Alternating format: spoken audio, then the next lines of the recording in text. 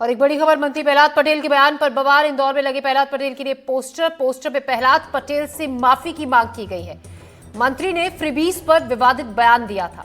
इंदौर में प्रहलाद पटेल के विवादित बयान को लेकर विरोध देखने को मिल रहा है। पोस्टर लगा दिए गए हैं और उन पोस्टर्स में उनसे माफी की मांग की है।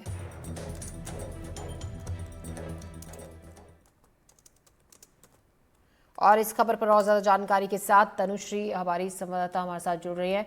तनु, इस मामला लगातार बढ़ता जा रहा है, ये पोस्टर तक लगा दिए गए हैं और इन पोस्टर्स में माफी की मांग प्रहलाद पटेल से की गई है। बीते दिनों मंत्री प्रहलाद पटेल द्वारा दिए गए आपत्तिजनक बयान के बाद इंदौर शहर में आज सुबह से ही कई चौराहों पर पोस्टर्स देखने को मिले। ये पोस्टर्स विपक्ष के द्वारा लगाए गए हैं और इस पोस्टर्स में दोहरा चरित्र जो है वो उसकी बात की गई है और इसके साथ ये भी कहा गया है कि प्रहलाद पटेल को माफी मांगनी चाहिए। जिस प्रकार से उन्होंने ये बयान दिया है, उनके बयान नहीं देना चाहिए था। आपको बता दें, अभी हम तस्वीरों में जो पोस्टर देख सकते हैं, ये इंदौर के रीगल चौराहे पर लगाया गया है, जहां पर विपक्ष के द्वारा विरोध प्रदर्शन जारी किया गया है पोस्टर्स के द्वारा और जो है वो प्रहलाद पटेल से माफी मांगने की भी बात कह रहे हैं।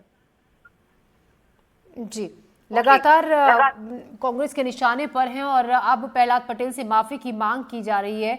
इस मामले को लेकर लगातार सवाल भी खड़े हुए थे कि किस तरीके से मन से इस तरीके का बयान प्रहलाद पटेल ने दिया था। तनु, हम एक बार आपसे जानना चाहेंगे, विवाद शुरू कहां से हुआ था? जैसे कि प्रहलाद पटेल ने जो अपना बयान दिया था उसमें उन्होंने ये कहा, उन्होंने भीख शब्द का इस्तेमाल किया था, जिसके बाद ही ये जो विवाद है वो चालू हुआ था, जिसमें लोगों का अब ये कहना है कि वोट लेते समय मंत्रियों के लिए जनता भगवान होते हैं और उसके बाद वोट लेने के बाद उनको वो जनता को भिखारी साबित कर देती है। तो भिखारी शब्द और भीख शब्द जो है उसके बाद ये आपत्ति चालू हुई थी। ये पोस्टर्स जो है आज इंदौर में हर जगह देखने को मिल रहे हैं। जी, किसी तरीके का रिएक्शन इस मामले को लेकर, प्रहलाद पटेल का इस मामले को लेकर किसी तरह की कोई प्रतिक्रिया आई है? तनु, ये पोस्टर्स आज लगे हैं इंदौर में हर जगह और अभी विपक्ष द्वारा प्रतिक्रिया तो मिली है और जल्द प्रहलाद पटेल के द्वारा भी प्रतिक्रिया देखने को मिलेगी और ये देखने लायक होगा कि इस पर प्रहलाद पटेल का क्या बयान आता है और इस पर वो क्या प्रतिक्रिया देते हैं। इस मामले पर अब जमकर सियासत शुरू हो चुकी है, ये कहना गलत नहीं होगा। जी बिल्कुल, एक तरीके से जो है हम बोल सकते हैं कि सियासत गर्मा चुकी है और कहीं ना कहीं विपक्ष और जो पक्षधारी मंत्री है वो दोनों ही आमने सामने आ चुके हैं और पोस्टर्स के जरिए विरोध प्रदर्शन भी हो रहा है। जो प्रहलाद पटेल ने बयान दिया था उसके बाद से ही जनता के बीच में भी आक्रोश देखने को मिल रहा है, वहीं आज इस पोस्टर्स के जरिए विपक्ष में भी आक्रोश देखने को मिला।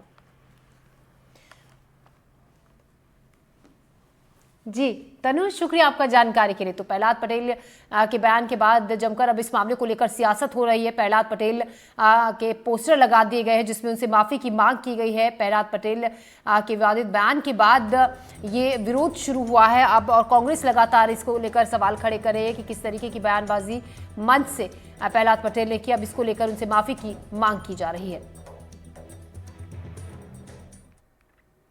खबरों में बढ़ते आगे, खबर राजस्थान के जोधपुर से, जहां आयोजित किसान मेले में शामिल होने के लिए केंद्रीय कृषि और किसान कल्याण मंत्री शिवराज सिंह चौहान ने जोधपुर पहुंचे और इस दौरान उन्होंने कहा कि वास्तविक चमत्कार करने का सामर्थ्य धरती पुत्रों यानी कि किसानों में है, जो बंजर जमीनों में भी खजूर और अन्य फसलें उगा रहे हैं। केंद्रीय कृषि मंत्री कृषि विश्वविद्यालय जोधपुर की ओर से आयोजित 3 दिवसीय किसान मेले के समापन के मौके पर मुख्य अतिथि के रूप में यहाँ पर पहुंचे थे।